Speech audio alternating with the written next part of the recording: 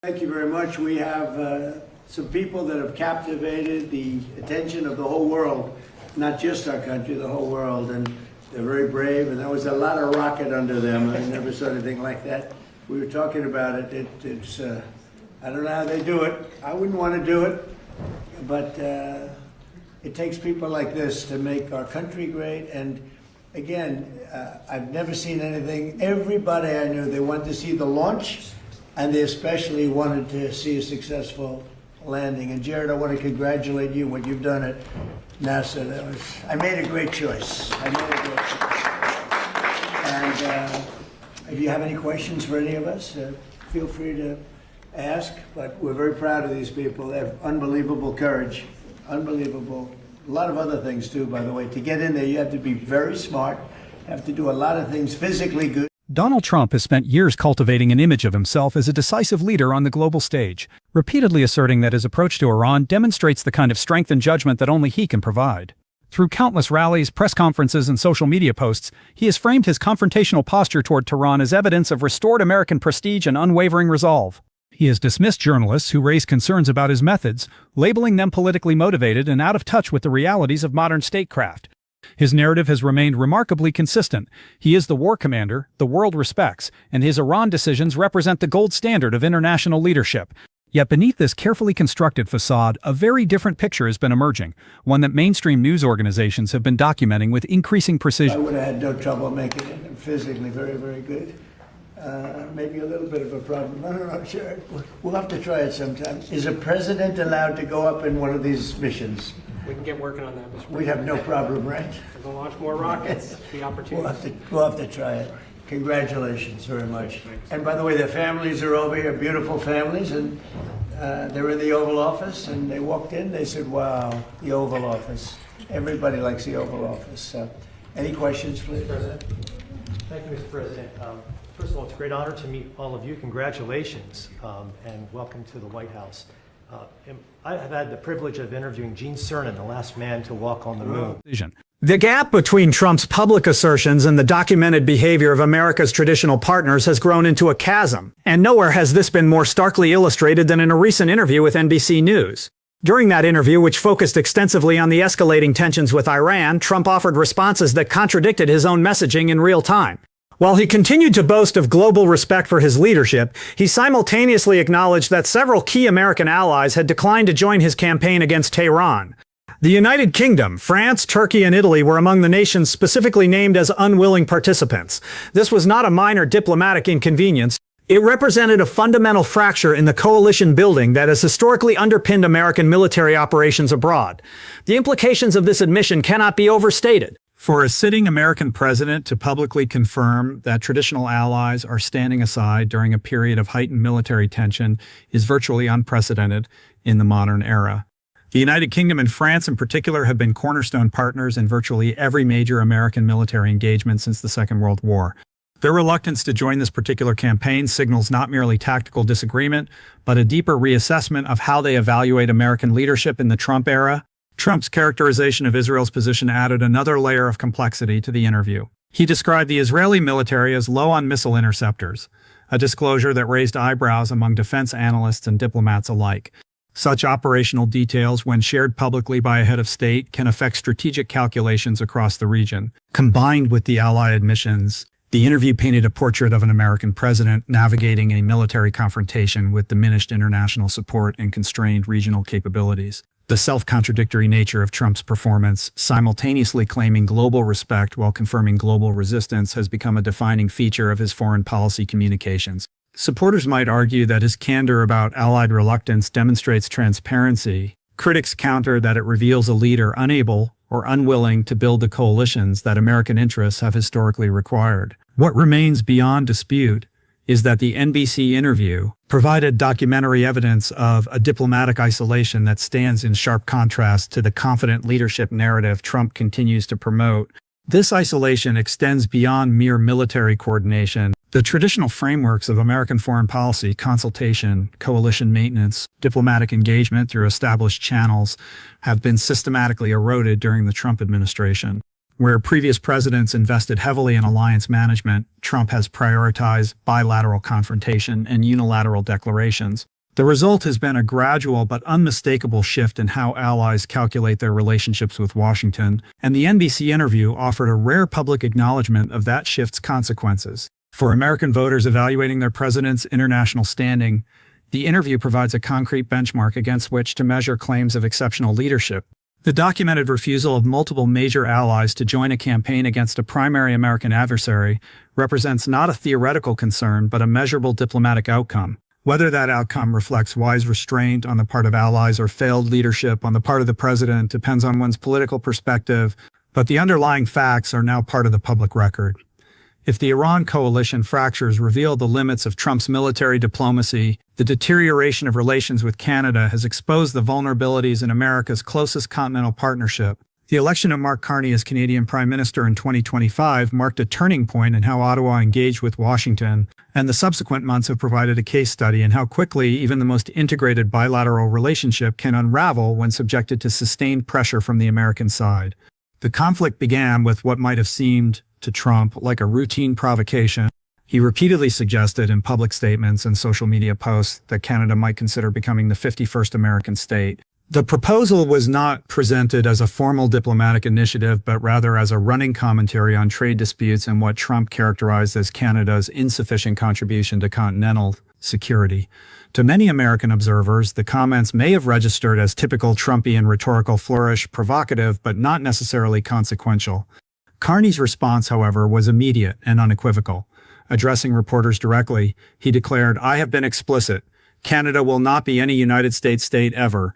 The statement left no room for interpretation or negotiation. CNBC, in its coverage, characterized the remark as a direct rebuke of the American president, a characterization that, while perhaps uncomfortable for American readers, accurately captured the unprecedented nature of a Canadian leader so publicly rejecting American overtures. The significance of Carney's stance extended well beyond the specific issue of statehood.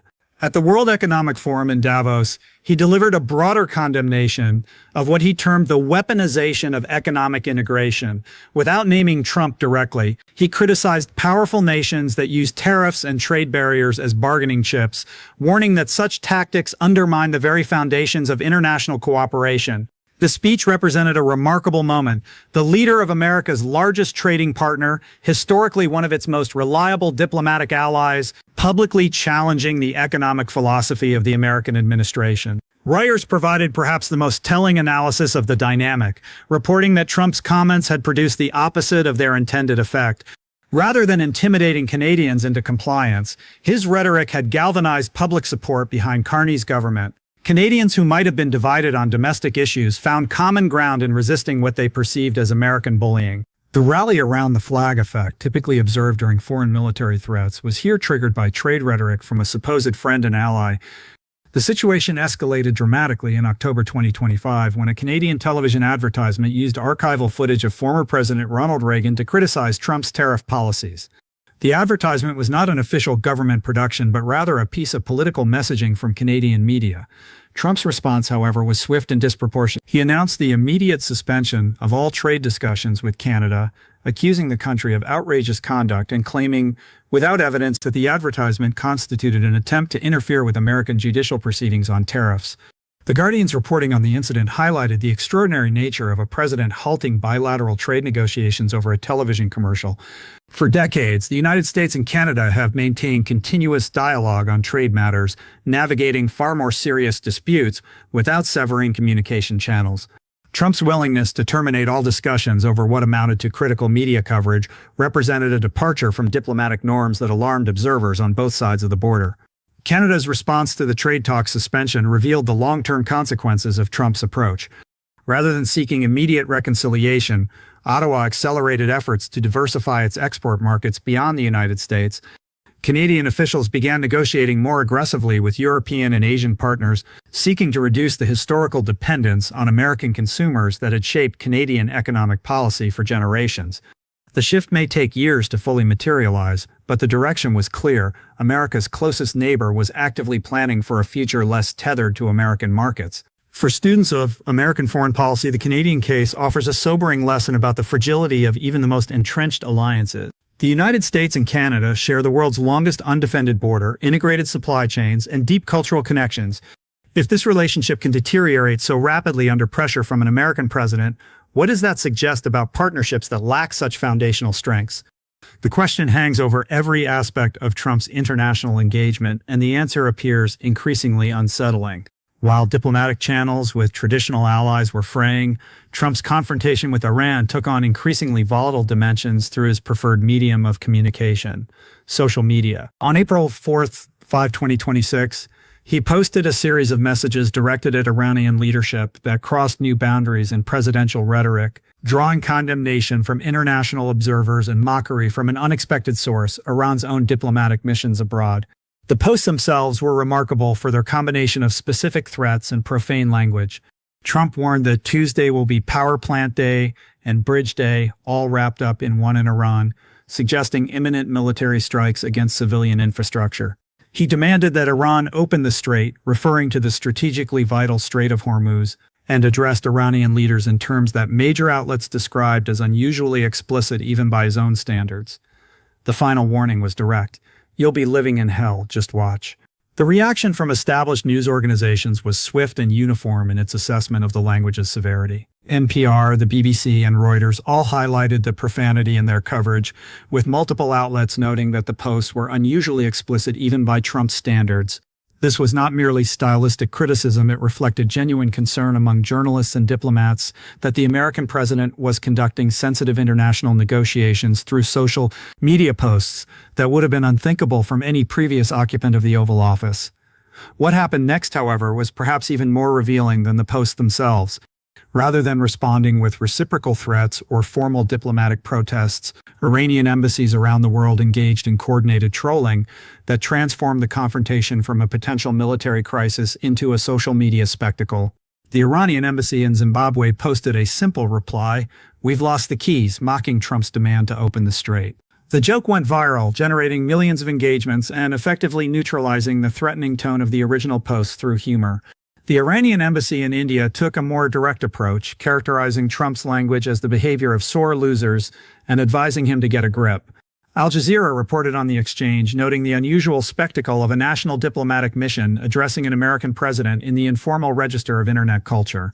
The Iranian embassy in Austria added a visual element, placing an 18-plus content warning overlay on a screenshot of Trump's post, implicitly categorizing the American president's communications as adult content unfit for general audiences.